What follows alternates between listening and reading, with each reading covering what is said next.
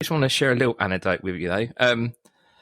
Inadvertently, last week, so for people who don't know, I also do a radio show for like funk and soul music. And I inadvertently sent episode 11 to all of the stations that carry the show, and it actually went out on there across 3 or 4 different stations last week. And it didn't dawn on me until Friday afternoon, where I had a phone call from the MD of one of the radio stations saying, "I've had to pull your latest funk and soul show. It's not appropriate for air, and it doesn't contain any music." And then it dawned on me that they had the Squared Circle Relics pod sent over to them with our bad language, lots of random talking.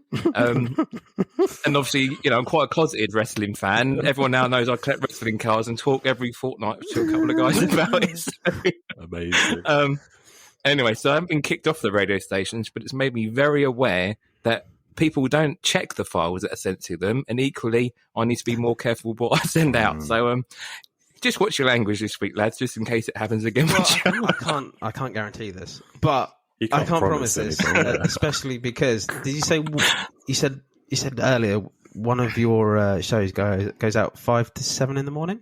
Yeah, so one's like the pre-breakfast show, so it goes like 5 till 7 in the morning, like on a Tuesday, and then it goes out on other stations across the country all out the week.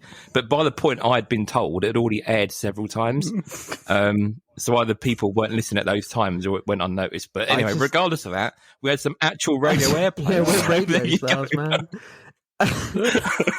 I can just... the thing that runs through my head is there's a little old lady somewhere eating her cornflakes in the morning, questioning who is John Cena and why should she fuck him. I think a lot of people are wondering that. You never know. There you go. You never know. We might have turned a couple of people into wrestling card fans. Maybe you never know.